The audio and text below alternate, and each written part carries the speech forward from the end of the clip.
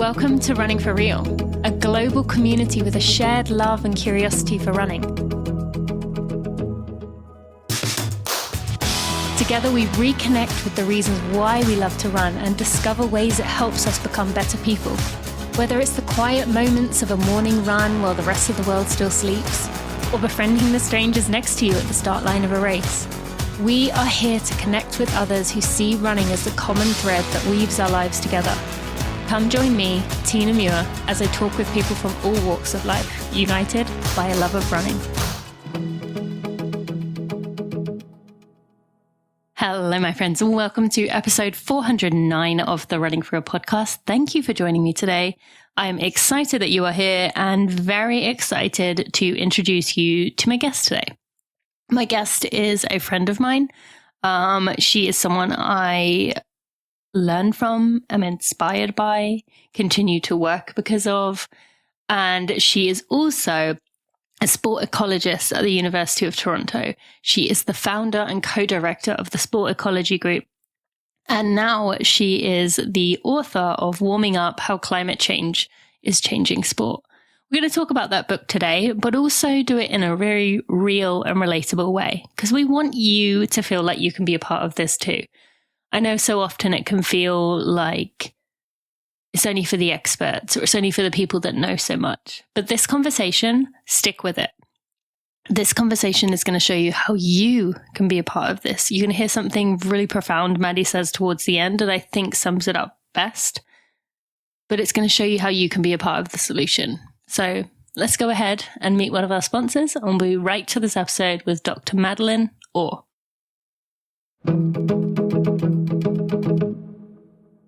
Fueling my body with whole foods is important, but I have to admit mine is not perfect. That's always why I start my day with AG1. I come down the stairs, I fill up my jug with water, put in a scoop of AG1, and it ensures that I'm filling any nutritional gaps that I might be missing with the food that I'm eating.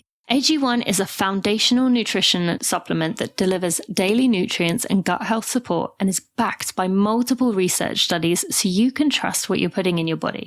I trust AG1 because unlike so many products, the entire formula is backed by research studies, not just the ingredients.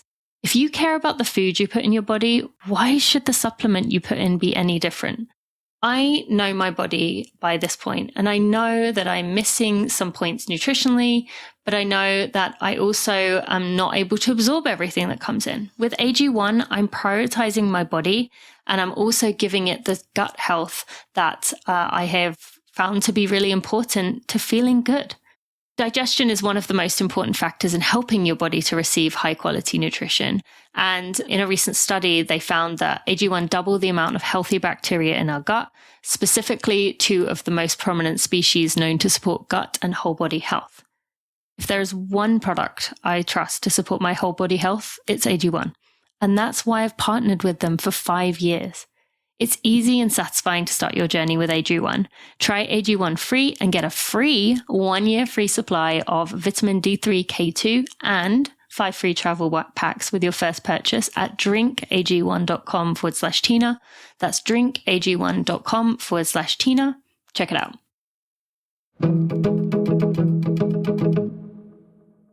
Maddie, welcome to the Running for Real podcast. I'm excited to have you. Yeah, we have. I know it is. And have you been on any other? Well, I guess I'll start with saying to the listeners or say to you in front of the listeners, congrats on the book launch, Warming Up: How Climate Change is Changing Sport. Is this the first running podcast you've been on since it came out? Yeah.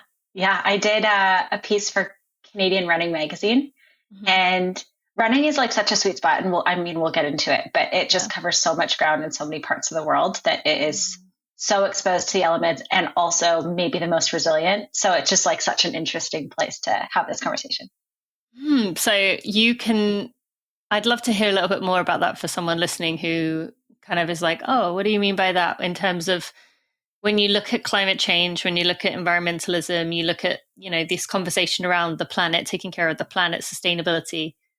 What is it about running that you feel speaks to that more than other sports?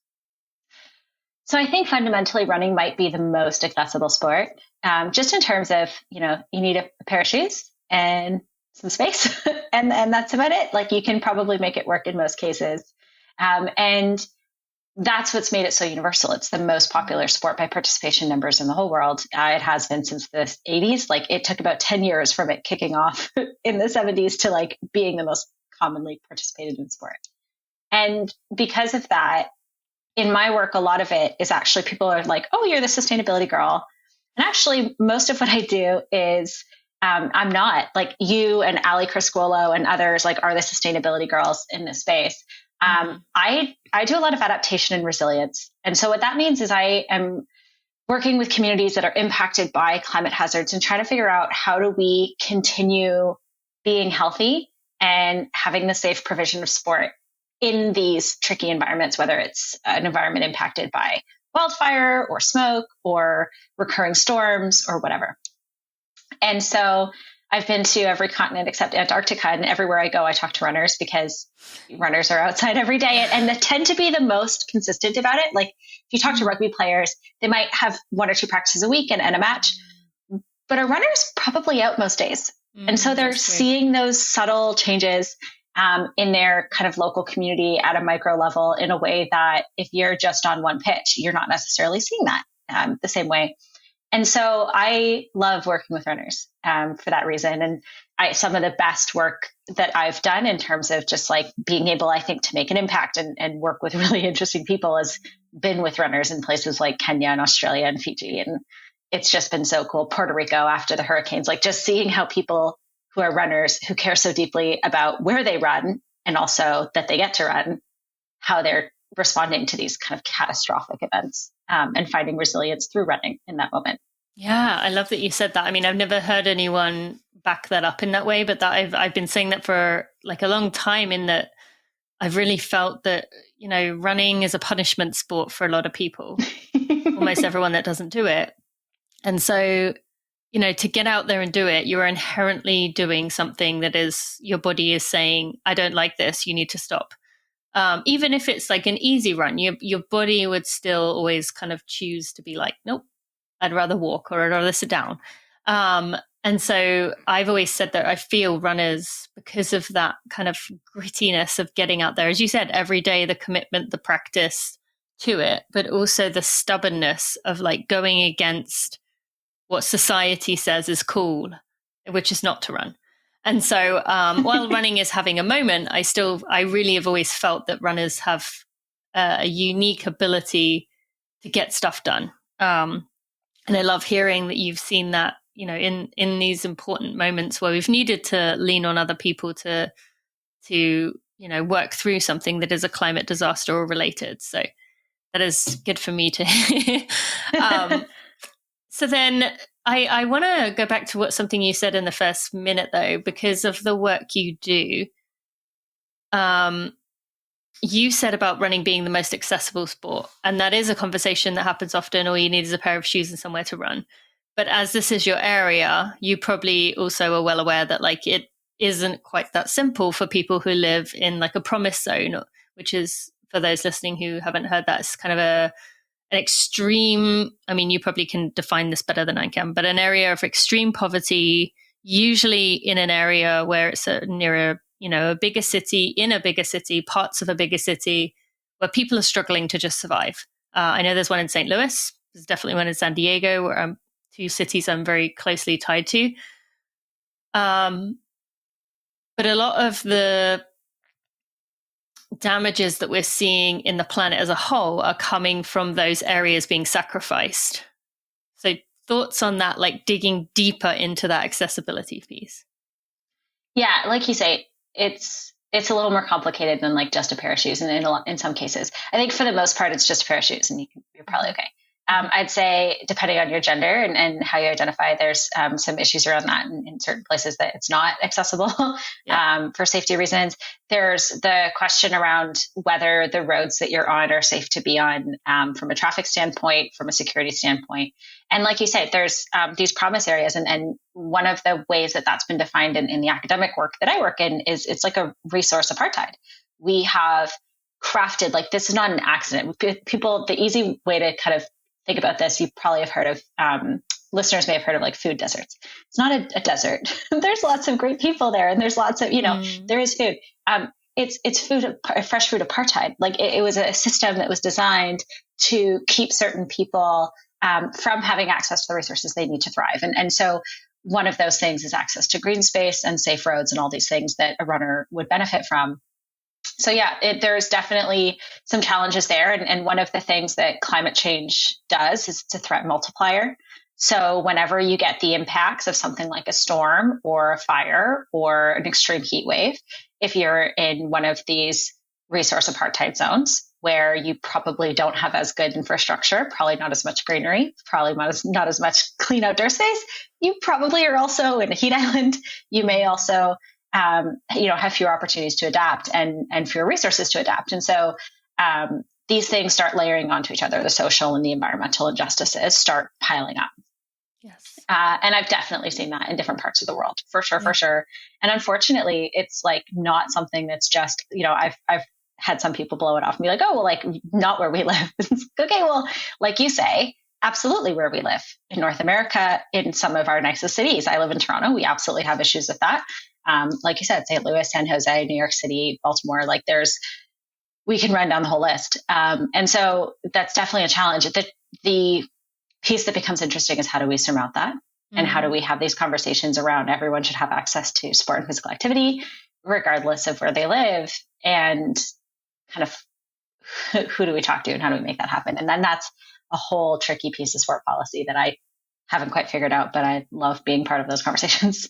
Yeah, and conversations is one of the biggest pieces here, right? And you and I both know, working in this world, that okay, I want to go on to this. I do want to go back and ask a few questions about like background pieces, but while we're here, you and I both know all too well that often those of us who are in this space can kind of get a bit muddled and lost in it when we surround ourselves with other people who are passionate about this. We talk to other people that are passionate about this, but I've had, and I'm sure you've had, situations where I've been explaining something frustrating and someone who is not in the space, not anything to do with it, has been like, well, what about this? And I'm like, oh, actually, yeah, maybe that could be, let me like, and it starts a seed that you can then follow. And so for someone listening to this who is curious, environmentally curious, but they might hear someone like a you, or even, a me, although I feel like I really try as hard as I can to just keeping it ways to bring people in. If someone's saying, okay, well, you're a doctor, you have founded this really amazing sport ecology group, you are qualified to talk on it, but I'm not. This is the listener saying this. But even when I speak as myself, Tina, like I don't have any certifications or educational pieces on this topic. I just have listened and learned and surrounded myself by other people. But for someone listening who's saying, I don't want to say anything, or I'm too scared to say anything because I don't know enough, or I don't have the background to back it up, what would you say to that person? I'd say the two most common things that people use as reasons to not talk about climate change are they feel like they don't know enough and it feels too overwhelming. So I would say you're in very good company. Welcome to most of us. I'd also say, I feel exactly the same way most days. I am beyond privileged and lucky to have had the education I have. But like I started the sport ecology group like as a baby grad student with no enviro background at the time. You just start and you figure it out, and you might get some things wrong, and like, honestly, whatever, I'd rather you try and get it wrong than not try. And I also would say that the folks who do this work, in my experience, have just been maybe some of the nicest, kindest, and most welcoming that I've ever met. Like the green sports community is one that you want to be a part of, like, and we want you at the party. So it's welcome. Like that's kind of what I said, like reach out, get in touch with you, get in touch with me. Like we want to be part of that. And it also doesn't mean you have to take on everything at once, right? Like there's this kind of idea that you have to take on all of climate change and like all of these, like, no, we don't, that's, first of all, it's not productive because you're going to burn yourself out. And I definitely did that for like 2 years. I was burnt out. So, take on one piece and like figure out that thing for yourself or for your immediate community or whatever level you're working with. And then once you figured that out, get on to the next thing. Like, it's kind of like in sports, right? We talk about like, focus on like just that next mile. Just that next mile. We're not like, you don't start a marathon and think through the whole entire race plan of every 42 like 42 kilometers. Like, you're not, that doesn't make any sense. Like, you're just going to drive yourself nuts. So you focus on just what's in front of you and that next point. And in like other sports, we talk about just the next point, right? Like, score that next point and then figure out the next one after that. So I'd say that like we can apply the same mentality to sustainability. We don't need you to get to 100 tomorrow. We need you to do one thing, and whatever that is, it's good. And that's enough. And that's okay. Yeah, no, I think that's such an important point, and also can be applied to the fact that sometimes it can feel, there's 9 billion people in the world. There's, one person's not going to make that much of a difference, but so many of the things that make the biggest changes start within a small community, and they start within a small area. So I have a good example. This morning, last week, I emailed my daughter's elementary principal and I said, can I come talk to you about some environmental initiatives? And she said, sure. So I chose the time carefully. Kids aren't in school. I know I'm not going to be doing that the first week they're back at school, but now I sent that to her. I went in and talked to her, and she had told me that she had 4 pages of signatures from students about something basically that was an environmental initiative that they wanted to bring through. And she was like, but I don't have the space and the energy with her being a principal to follow this through. I would need an adult to kind of take the lead and support this as it comes through. Would you do that for me? And I was like, yeah, absolutely. And so that simple thing of reaching out to her, going into her, she had something, she had the kids, the community behind it. And now like she can work the pieces to get it together. So that's such a good example, I think, of speaking up. That wasn't anything scary. I didn't have to stand up in front of 500 people. It was one email to a principal of, I don't know how many people are in the school, about 500 maybe not that much, 200. And then letting the opportunity come up and saying, yes, I will help initiate it. So I think that's a good example of like, that then sets a precedent in the school of like, this is an important topic to us. And so I think you said about the community piece, we can get lost in the like, we're 1 in a billion or 1 in 9 billion. But like, actually, when you do something at your local community, even if it seems small, that's how you can have the greatest impact. And really other communities can then copy and learn from. So any thoughts on like just the small actions like that within your local community? Yeah, I like to think of this in terms of like your spheres of influence, right? Mm-hmm. So like at the middle of it, like if you think about concentric circles, right in the middle, you have you. Like what you buy, what you consume, what you think about. And this includes like ideas that you consume. A lot of people think about this just in terms of like our purchasing power, and that's important. Absolutely. I don't want to like discount that, but there's so many things that we consume that are not like an economic exchange necessarily. It's like, what interesting conversations are you having? Like, how are you spending time as opposed to money? Like these are resources that you have regardless of, what your economic situation is. And so I like to kind of emphasize that there's those things too. So there's like your consumption and your citizenship and like how you kind of behave and act and think. And then right beyond that, there's like your immediate circles. And that's the people that you would be interacting with on the day-to-day. So like you, like it's your kid's school. But it might be your run club. It might be your neighbor. It might be like, who knows, right? And the sustainability solutions that are needed in your community are going to look different than my community. There's probably a lot of overlap, but only you can know that. I can't know that for you. And so figuring that out. And I actually think that just having the conversation around like, hey, like, how do we reuse something a little bit better? How do we, reduce like one that most parents are totally on board with, like, how do we reduce car traffic on our street? And like, that might be as simple as like, well, we can get like 7 cars down if we carpool the kids to school or walk them or whatever. And they like, it's like, oh, that's nothing, but actually that's 7 extra cars that are running down your street that morning. Like that is something. Another one that keeps coming up where I live right now, it's very popular, is like those free mini libraries on people's like front lawns. Very popular. And I love them. I mean, I read a lot, but I love that. And I just think it's so fun and the kids love it. And so it might be something as simple as that. Like it doesn't have to be fancy or complicated. Yes. It can be simple. But yeah, I would also like, you want to think about yourself and like not just how you spend money, but how you spend time and energy, and then your immediate circle. And then you can kind of go beyond that and think through like, what's the second level? What's the bigger level? Friends, I've been talking to you about Tracksmith for 5 years now, and there is reason for that. I love using it in my day-to-day. I'm wearing Tracksmith right now. I wear it in my day-to-day, and then I take it on my runs, or currently I take it on my bike and sometimes on my swim to be comfortable while I'm working out. Now, I have been wearing these products for 5 years. The quality is exactly the same. I know I talk about this often, but the biggest thing we can do environmentally when it comes to apparel, which, by the way, apparel accounts for 10% of global emissions, it's a lot. The biggest thing we can do is to wear our clothes over and over, buy quality items that last. And that is my favorite thing about Tracksmith.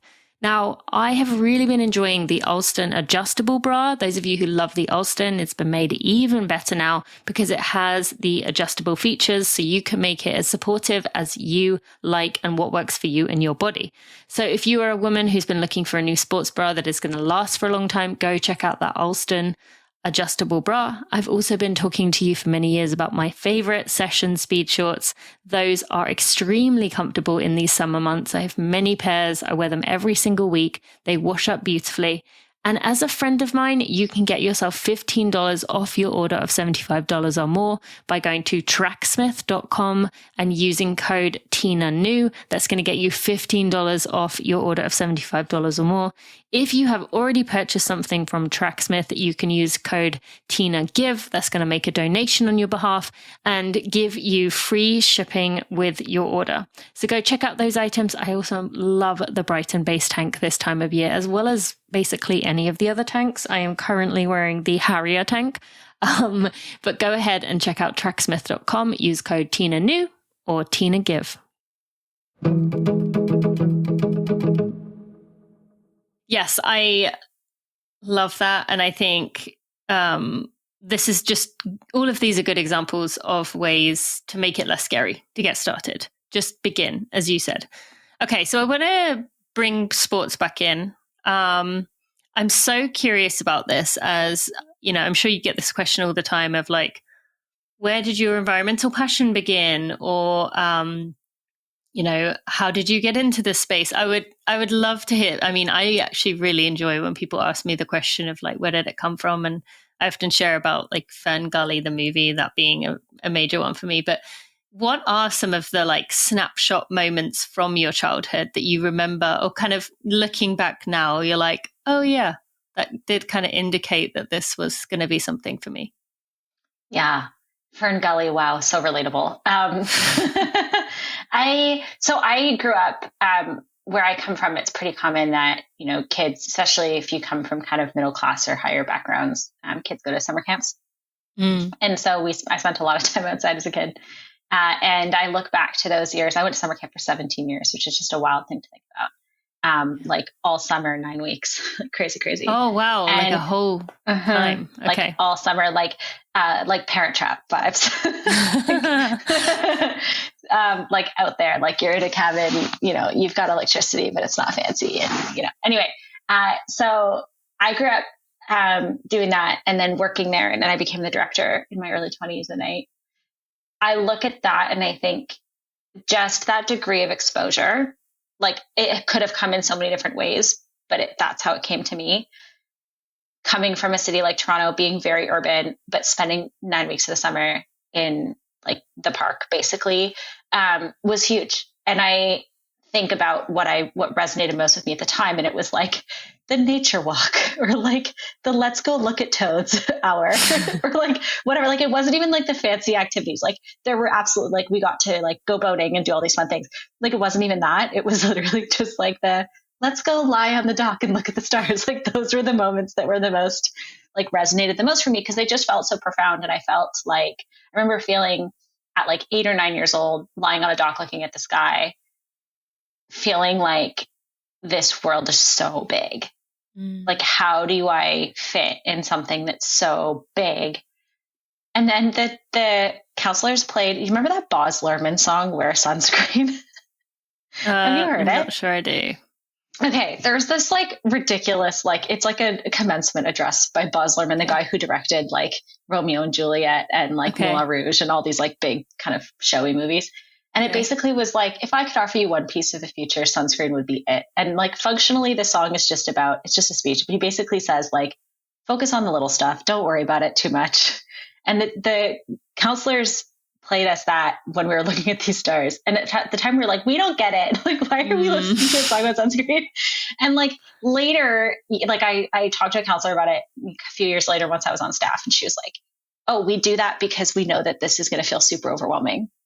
So we try to like at the same time dial you back in to just focus on what's in front of you, the people around you, and how do you take care of this place and yourself and these people. And if you can do that and everybody does that, we take care of the whole place. I was like, oh, okay. Anyway, so that was kind of like those summers for me were huge. How I got into the work that I do now, I'm a skier. So I come from a outdoorsy background. I spent my summers in the park, my winters on the mountain, and in my part of the country, we don't have a ton of snow left like we did.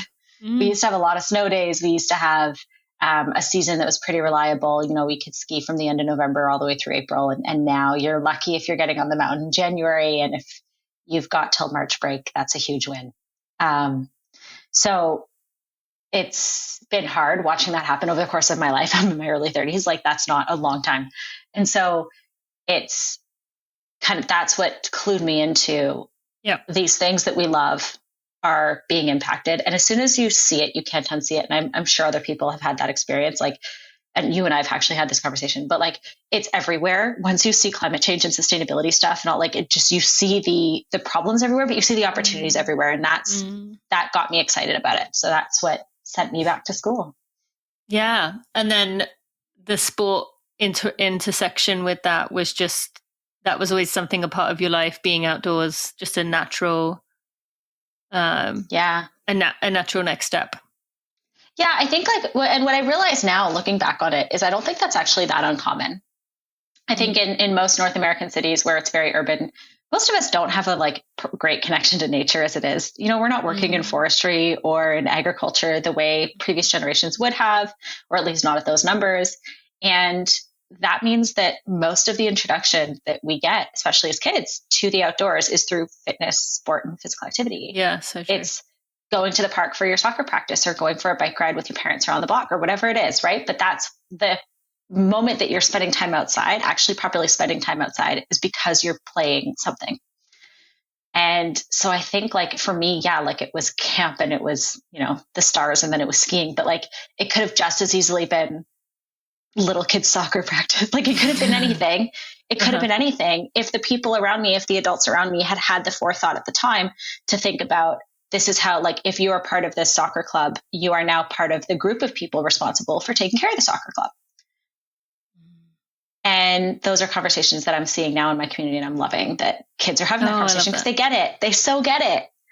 Your kids at your school, right? They get it. They're so clued in. They understand instantly that, we have to take care of this. Of course we have to take care of this. Yes. That That's was so my good to hear. introduction. But yeah. And related to that, you also, I read on your website about, learning from your parents that it's possible to use the fun thing, be it, you had not just the example of sports, but arts too, as vehicles for understanding hard or scary things like relationships and justice, or in this situation, climate change. Let's speak to that, because this is something that it can be very tempting to be but I just want to keep this one piece of my life innocent, essentially, or keep it away from the hard stuff. Why not for that? So it's not to say that all of the fun things in your life have to be used as vehicles for dealing with hardship. Yeah. I don't want to suggest that. But so to give a bit of context, so my mom is an actress and my dad's a director, and I grew up, backstage of shows and like in tour buses, and it was a very kind of fun and very artsy existence. And the folks that were all around them were creatives. And the conversations they were always having, because you get to be 11 or 12 and you're like, Mommy, I don't want to like sit through another piece of theater. Jesus, what's the point? And the conversation that they would always have with me is like, okay, look, but like art is the way that like, this is our way of helping people understand the world they live in. That's why we do it. Yes, we're here to entertain. Yes, we're here to have fun. Absolutely. But also there's an educational element here. There's a conversation that we can start or continue or drive forward or whatever by using something interesting and entertaining and fun, like theater in their case, and having conversations about hard things. Like maybe the piece of theater is about divorce, or maybe it's about loss, or maybe it's about, political corruption or whatever. They're like, we can tackle hard things in this environment because we can kind of hold up a mirror to society and say, this is kind of what we're seeing. And part of the reason we're able to do it in this environment, and part of the reason that people follow shows on Netflix about hard things or on, whatever other platform, is because people fundamentally want to feel seen. And so they want that reflection. Part of the reason people love sports is that it is fundamentally such a human experience. There's wins and losses. There's frustration and anticipation and anxiety and stress, but also fun and like exaltation. Like there's like you get all of the emotions. And that means that there's an opportunity to use that kind of slightly removed from your everyday, unless you're a professional athlete. And I would kind of put that in a box because that is their job and it's kind of different. But for most people, it's an outlet for a reason. And it's because it gives you that emotional roller coaster that a lot of people want and seek out at low stakes, right? Like highly emotional, low stakes. And so it means that like in the context of climate change, we can have conversations, especially with outdoor people who participate in sport, like people who participate in outdoor sport, about climate change, because like this is a bit removed from their day-to-day life. It's not necessarily like life and death stakes in most cases, but it puts them in connection with this thing that they love. So it just creates these avenues for having real kind of honest conversations about it. And again, I'm not saying we get rid of all the fun stuff. We need the fun part in order to have the harder conversations. But even then, I think those harder conversations are a little easier to have in sport than elsewhere. Like I find it easier to work in climate in sport than climate in the context of like public health, for example, or something else, even education. So yeah, that's kind of what I meant by that. Yeah. And it's also with these moments, especially when you are speaking about fears of the future or fears of, there's a really bad storm headed our way or whatever it might be, fears of wildfires like that, not only can release some of the existential dread that is just sitting over our hearts that we are just like trying to stuff down, but it's not going anywhere. But it also provides like a bonding experience for the person you're sharing it with, in that you are being vulnerable with one another and you're getting it off your heart and out into the world. And then maybe the next thing is you build something together, even if it's something as simple as like, why don't we turn one of our group runs every month into a trash pickup run? Like that, that's a bonding experience, that's doing something. And when you take action in any form, it feels better than just stuffing it down. So, as you said, it doesn't have to make everything negative. It actually could be a positive, not only for you as an individual, but within the people that you do it with. Yes. I really love that. Yeah. Yeah. And like as a kinesiologist, there's a part of me too that's like, I know how a stress cycle works in your body.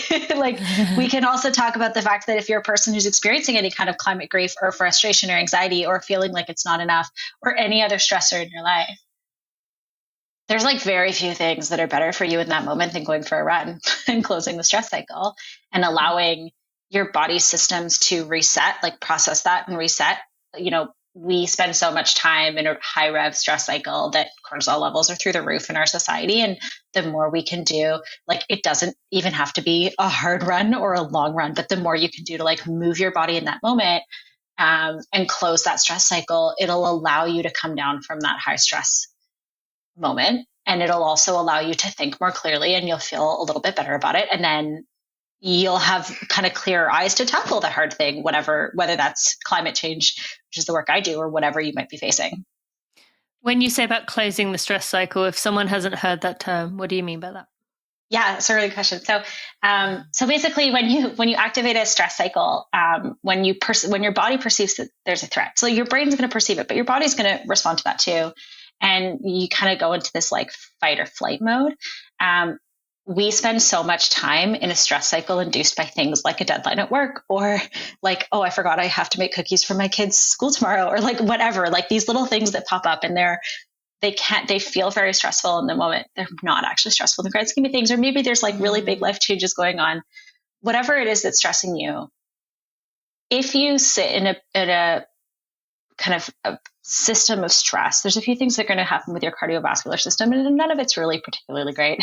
So like feeling stress is a good thing because your body knows how to feel stress, and it's actually like good, like it's a healthy response to a stressor to feel stress. But what you don't want to do is just like let that sit. And because what's going to happen is like, it's not just going to go away. Your body's just kind of like, if you imagine it's like a engine on a car, like you're just going to rev at that next level, and everything you add to it is going to rev and rev and rev up. Eventually you can run into things like adrenal burnout if you don't close a stress cycle, which is to say rest a lot or exercise, like actually fight or flight, like stop or work through it. Our bodies don't know anymore that like that stress cycle is not that we're being chased by a tiger. Yeah. Like our brains know that, but our bodies don't know the difference. So we have to work through that stress. And the two ways to do it are like fully to stop and rest. And absolutely sometimes that is what you probably need to do. And other times you need to work through it and go into like fight mode and like fight, like move your body through that stress and allow your heart rate to come up a little bit and get a little sweaty. And it can be like 15 minutes, like it can be like very light, but just do it because you'll allow your body to come back down from that stress level. And then your, heart health and your mental health will thank you for it. Would you recommend that done without music? If people tend to... That's a really good question. I actually don't know enough about the literature on music and like use on that. I know is the research that's been done that I'm most familiar with would say rest or move your body and move your body, not just for like 5 minutes or 10, but like try to get that 15 to 30. Beyond that, kind of do it however you need to do it. Like whether that's like all I can do right now is get up from my desk and go for a walk, or all I can do is stand up and do jumping jacks and like not annoy my kids in the next room because I don't want to deal with them right now. Like whatever it is, do that. Okay. Yeah. Okay. All right. Thank you. Yeah. I just, I asked because I find myself sometimes now, when I do get out, like to go pick my daughter up, which is like a 1/2 mile walk. Sometimes if I'm not careful, I'll just put in some music or I'll pick up my phone, and then I get there and I'm like, you could have just used that time to like be present, to look around, to take in nature, and you chose to drown it out.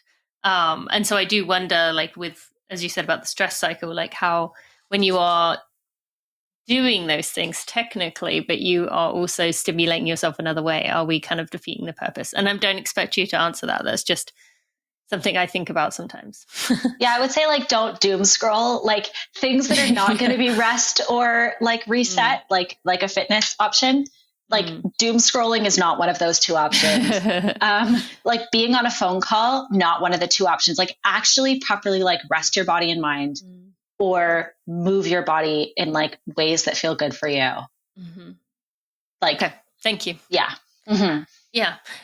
What other, you said about, this is obviously a common thing for people to talk about, of like keeping the two things separate, the hard things and the things that they enjoy as hobbies. You also said earlier about another common thing you get is I don't know enough, or I don't know where to start or whatever. What are some other common things that you'd like to address today for anyone listening who's like probably thinking these things and they come up often to you, but we haven't talked about it yet.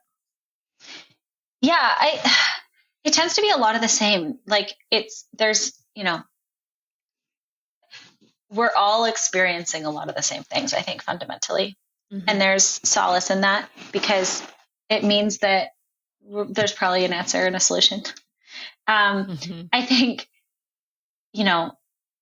it's like, and I'm the worst for this. So like speaking from like what I know intellectually, but like haven't quite figured out personally. Like there's always a thing that like you could be doing better. If you allow yourself to drown in that list of what you could be doing better, all you're going to do is stress yourself out. That's it. Yeah. It's the only outcome. That's it. So I am a big fan of like the not now list. And I tell a lot of people to do this. I tell all my grad students to do this, but like in general, I tell people to do this. And actually my sister's a fire captain in the Toronto Fire Force. And we talk about the not now list a lot of like, oh, it'd be so cool to think about this, or it'd be so cool to research more on that, or it'd be really interesting. Like I would love to spend, read that book or do that thing or figure out how to get everything in my bathroom out of plastic, whatever it is. Not now. Yeah. At some point, because there's going to be a moment where you're like bored and not sure what to do. And instead of doom scrolling, you can go back to that not now list and find something that's going to feel productive for an hour to Google or think about.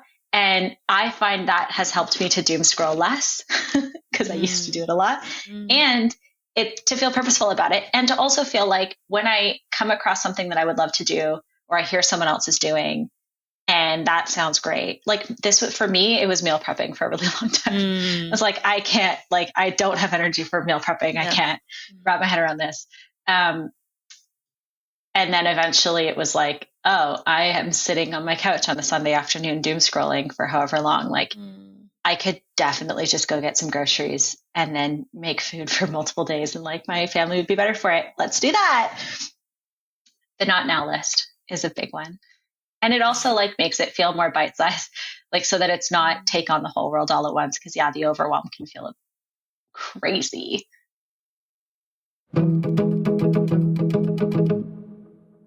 Friends, I am so excited to introduce you to one of our brand new partners. And you've probably seen them around because they are growing so fast and doing such impressive things that I'm really enjoying. Runner is the #1 rated running coaching app in the world with 20,000 5-star reviews. And they're on a mission to make running as easy, effective, and enjoyable as possible.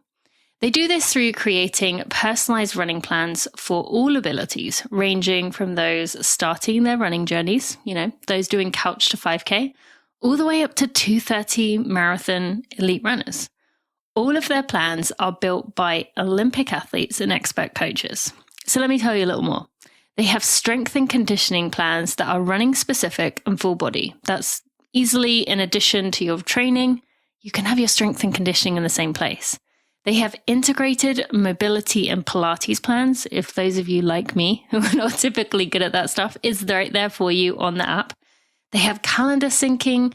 And best of all, my favorite part, you can connect with like-minded runners in the community section of the app.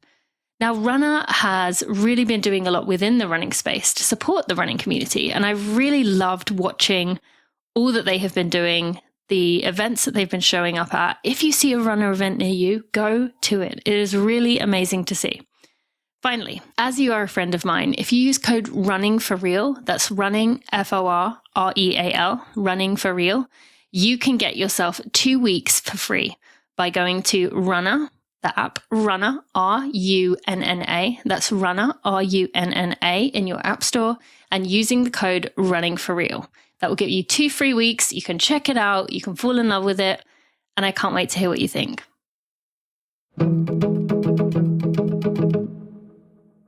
One of the big themes of the book was, despite kind of putting it to people in a very, really real and relatable way, also speaking to the fact that the nations that are putting out the least amount of global greenhouse emissions are the ones who are suffering the most. Like you spoke to those elements that often get kind of pushed aside. But you also managed to show the importance of hope and how you still have hope. So let's talk to that piece, because people often find it hard to believe that those of us who work in this do feel hope and do feel hopeful when you're surrounded by it. So yeah, I'd love to just start that as a general, like, do you feel hope for the future? I feel hope for the future the vast majority of the time, except for those like occasional days where you break down crying and you're like, Yes. am I doing enough? Oh, yeah. But like, that's like, this is normal. I think every person working in the space has been there. I know you've been there. It's a lot. Like, we are dealing with existential level stuff. This is like Marvel movie stakes, but real life. And when you think of it in those terms, like, yeah, it's going to feel overwhelming. Like it feels overwhelming for those of us who do this professionally and have been in it for 10 years. Like, everybody's overwhelmed. That's okay. But you have to feel, I have to feel hopeful. I kind of feel like I don't have a choice but to feel hopeful, in the sense that I know that we can avoid almost every worst case scenario. And I know that we can reduce harm. And I know that we can improve people's lives in meaningful ways. And I know that it's possible we won't stop, we probably won't reverse climate change at this point in any kind of meaningful time scale. We can in a super long time scale, but like within our lifetimes, our kids' lifetimes, we're probably not stopping or reversing it, but we can stop it. We can totally stop it. And like, that's worth fighting for. And that would be awesome. And, you know, it's easier to make a mess than to clean it up. That's the truth, right? Like, we have made a bit of a mess of the planet. It's going to be harder to clean it. Like, it would have been a lot easier to not make a mess in the first place, but like, that ship sailed. So I think it's worth cleaning it up. And I think that effort is worth it every time. And it doesn't mean that we can do everything all at once, but you know, you do your bit, I'll do mine, and we'll get there. So yeah, I'm hopeful most of the time. So what do you do? What do you do when you're in those moments of like, yeah, you've just had a like, I've lost my hope. I need to let this out. I'm feeling really down about things. What do you do? And then also, what do you recommend that someone else does if they don't feel it on the intensity level that you and I do, because they're not so invested in it and living in it as we are, but they feel that? Yeah, I would say like all the emotions around climate change are good and like totally human and normal.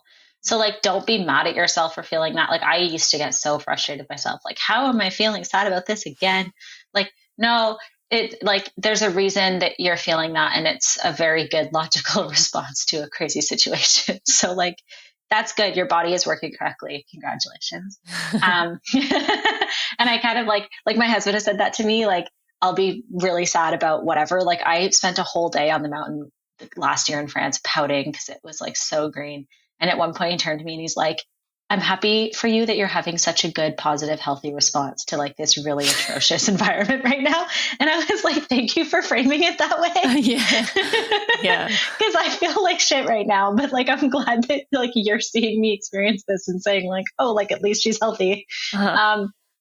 It would be more unhealthy to tune it out. So I just like, first of all, like, emotions are good.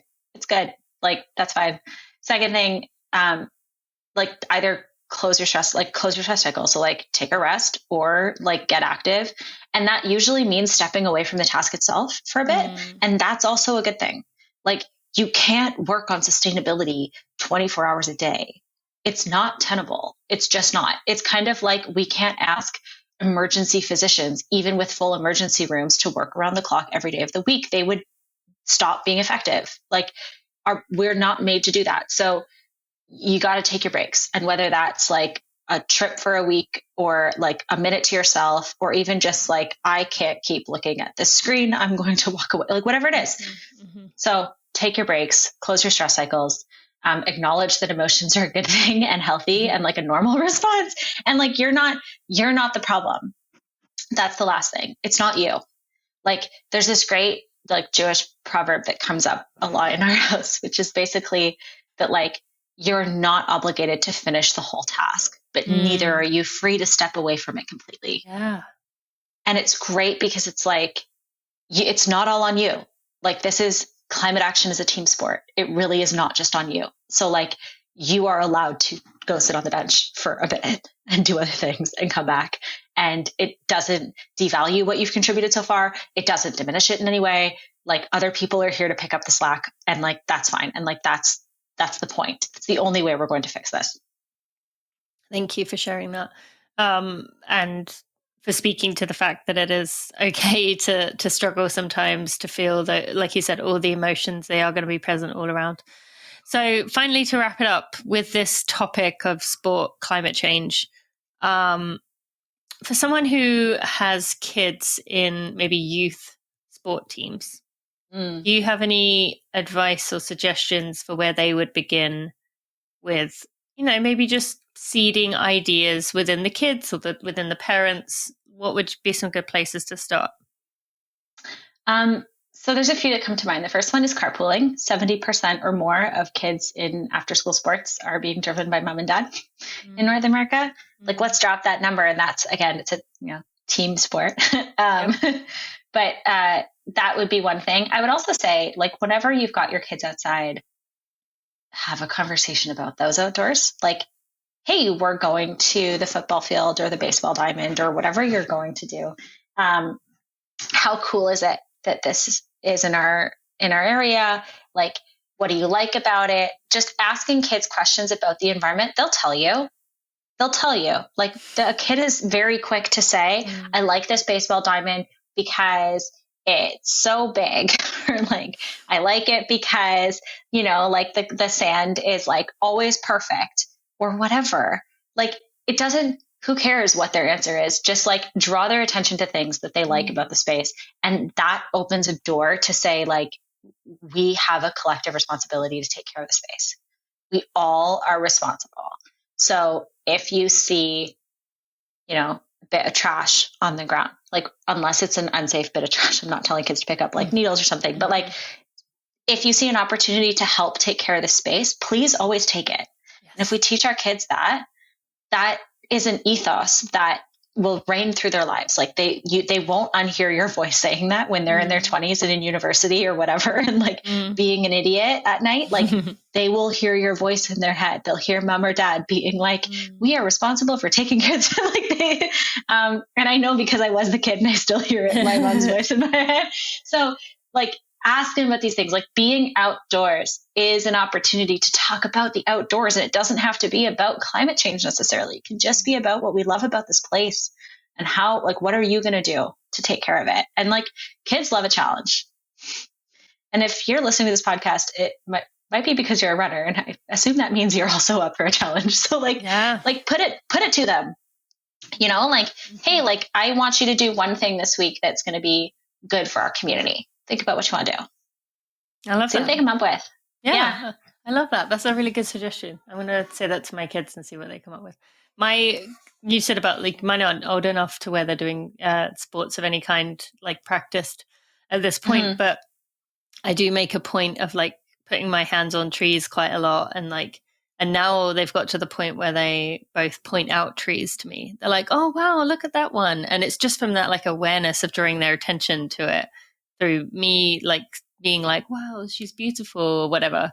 But yeah, they just drawing their attention to it. Now they take over and do it on their own. So yeah, thank you for sharing that. And I'm going to ask my two and see what they say. But, is there any last words you want to share with the community about what we've talked about today? I think, like, everyone, we always hear that, like, we're all part of the problem.